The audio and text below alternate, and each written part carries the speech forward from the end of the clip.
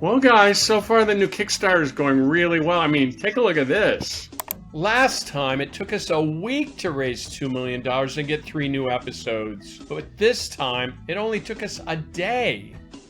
And now, 16 days in, we're almost at our second goal of 3.3 million and 6 new episodes. Wow, so what you're saying is we've got 12 episodes in the bag and we can take the rest of the month off. No, not really, Tom. I mean, we got up to a good start, sure, but these things are never easy. You know, if we want to fund a full season, we've got a lot of work left to do. Oh yeah, ain't that the truth? But we've still got a lot of announcements planned for the rest of the month. So if we stay focused, we've got a pretty good shot at the rest of those episodes. And you know what that means?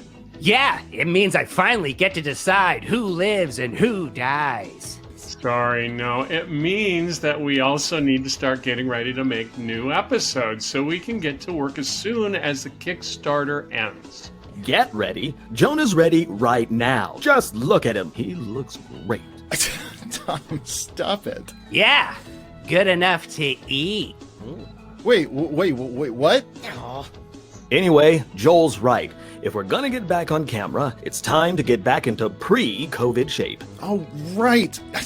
We've been so busy with the Kickstarter that I almost forgot about the pandemic. Joel, how are we supposed to start shooting new episodes? I'm glad you asked, Jonah. You're right. COVID does add a lot of extra complications and costs. Yeah, I just did the math. Even if we all get vaccinated, it's going to be a lot more expensive to shoot new episodes in a studio this year. It'll shoot our budget sky high. Huh, yeah, I guess there are a lot of new costs to cover and all kinds of new regulations, too. Wait, are you saying I can't cough into everyone's face anymore? But in our first Kickstarter video, didn't we say we'd be able to start working on new episodes right away? Are we going to get sued for false advertising? Relax, Tom.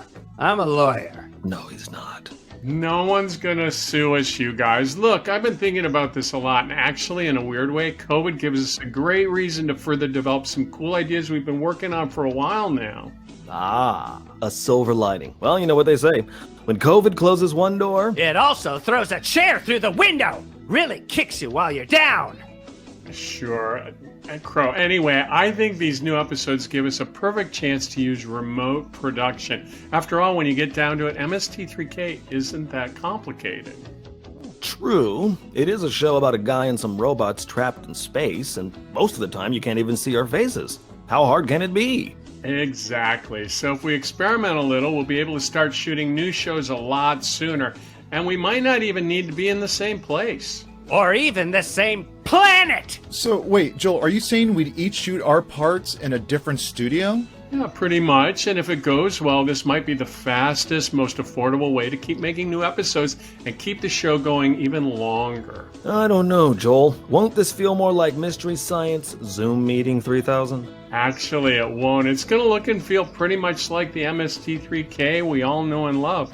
You know, I bet it's even going to help us maintain that DIY feel that a lot of our fans fell in love with. I don't know. What makes you so sure this'll work? Well, for one, it already has worked. A lot of the show has already been shot this way, even during seasons 11 and 12. Since most of our characters are already in different locations on the show, we've already done a lot of shoots from different studios and then put them together in the finished episode. And this way, we'd even be able to perform those scenes together using a live video feed, which would help us get the timing just right. And another thing, we've already tried this a few times since COVID started. Check it out. Last fall, J. Elvis Weinstein and Bill Corbett and I riffed a few shorts for charity this way, and on Turkey Day, we riffed another short with Emily and her bots. All right, continuity issue. That's not the truck that just pulled in. In fact, we even did a quick test to put them in a shot together. So as you can see, we were already thinking about this even before COVID, and I gotta say, it seems like everyone was pretty happy with how all those turned out. Plus this time we've also included some budget to do R&D up front, so we can get this just right before we start shooting. Yeah, no, this actually does seem like it would work, but Joel, Who's Emily? Hey guys, I heard my name. Why, it's Emily, the most recent host of MST3K Live. Does this mean she's the host of the new season? Ooh, yeah, does that mean we can finally eat Jonah? Crow, I told you, you cannot eat me. Hey, calm down, Crow. Nobody's eating anyone unless I say so. But I guess now is a good time to tell you, if we can shoot new episodes from anywhere, there's no reason Emily and Jonah can't both be hosts. Wait. Like, Together? Yeah, I don't want to give anything away yet, but I've got a plan to have Jonah and Emily each trapped in different places, which means you can both be hosts this time around. And Jonah, maybe you can finally take a turn at directing too. It's time to step up, bud. Huh. You know, that actually sounds like a lot of fun, Joel. Director. You know what? I'm in. But wait. Joel, if we can have more than one host at a time... does that mean you could come back to host again too? Sure, why not? Tell you what, if we raise enough to make 9 episodes, I'll put the old jumpsuit back on, same as the next guy or gal, and host a brand new episode. Be right back. Ooh, one whole episode? Wow, lazy. Hey, check it out. Whoa, Joel, you look great, but you're still lazy. Okay, how about this? If we raise enough for 12 episodes, I'll suit up and host 2 of them. That's great, Joel. I'd love to see you host a new episode, but if we have more than one host, then who gets to voice Tom and Crow? Well, Jonah, I don't think we need to choose. The way I see it, you and Emily will each have your own Crow and Servo to riff with. But wait, how am I supposed to be in 2 places at once? Well, there would be 2 Crows and 2 Servos. You rang?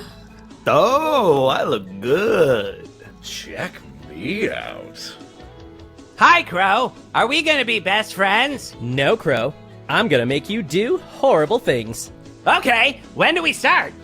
But wait, Joel, if Jonah and I each have our own servos and crows, Who gets to be your servo? Well, don't you know? You're all my Servos and my Crows. Don't you see? We can all be one big, happy space hillbilly family. like the Brady Bunch. Oh, Jonah's the Alice. Hey, I mean, at least I'm not Cousin Oliver, so... But what about our original voices? Well, Crow, the fact is, a lot of those guys are busy with their own movie riffing projects. But if they ever have time and want to stop in, we'd love to have them visit and riff with us. We just don't want to pressure anyone. Yeah, besides Crow, the world always needs more riffing. Those guys are out there doing the Lord's work. Yeah, so that's the plan. Well, it all sounds good, but no one really watches videos this long on the internet. Maybe we should do a quick recap? Sure. Bots, what have we learned? Oh!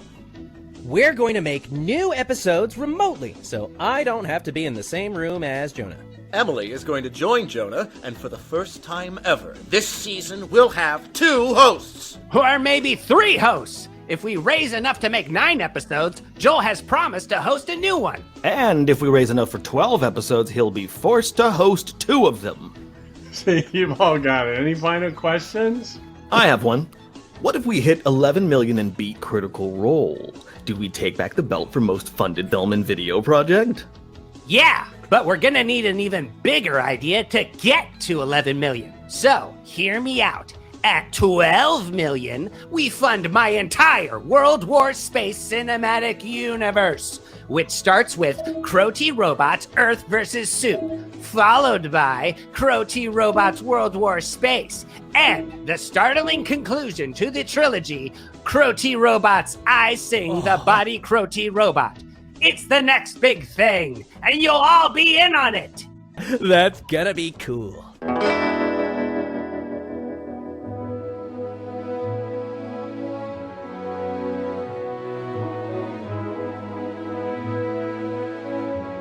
But seriously, when do we get to eat Jonah?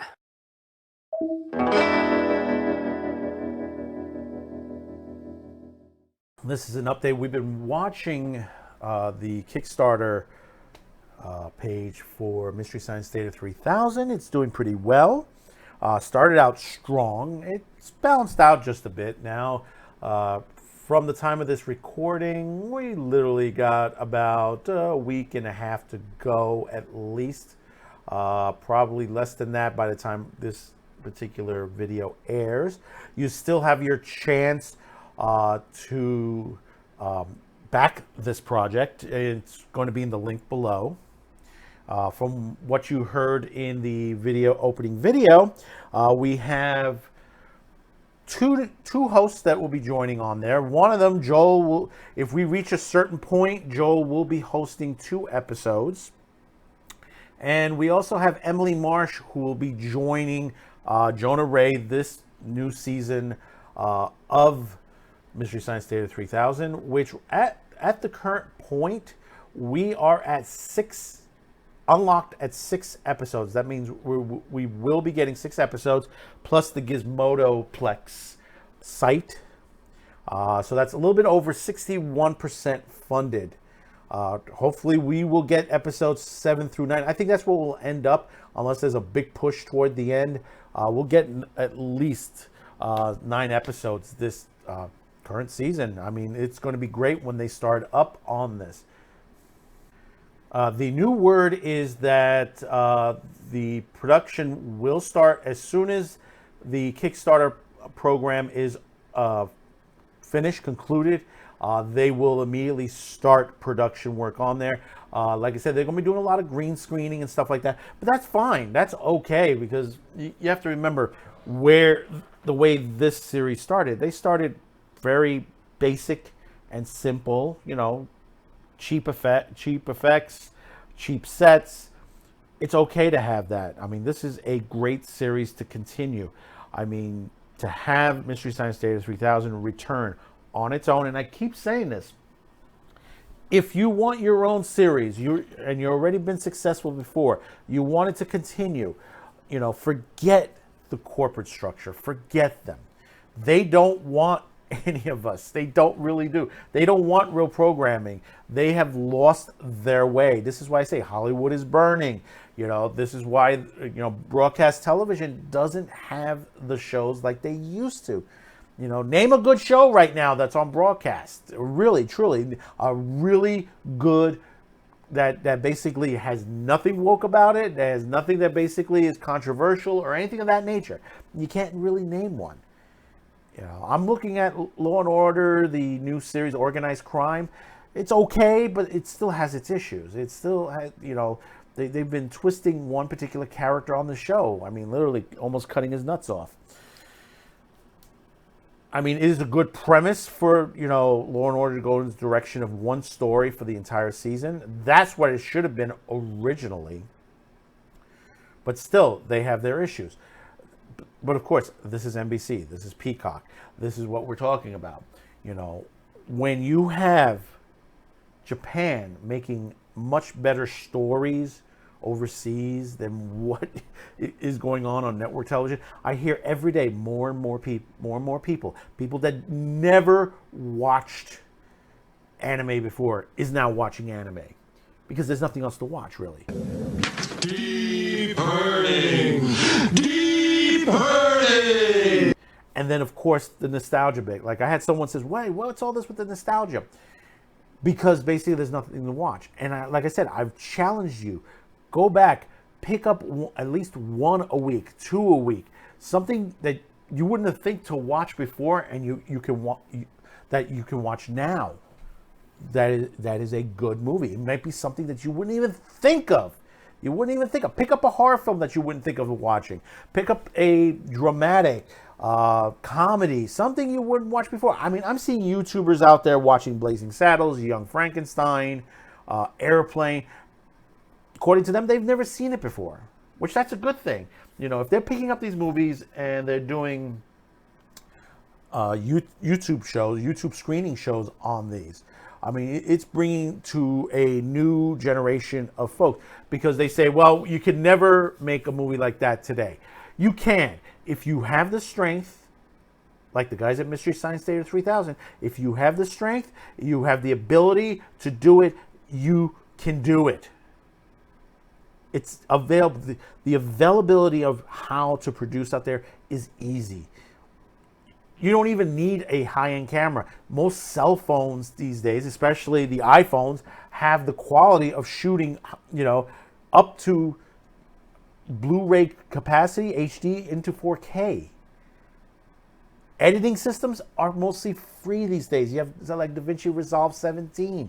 DaVinci Resolve 17 is one of the strongest editing systems on the market right now.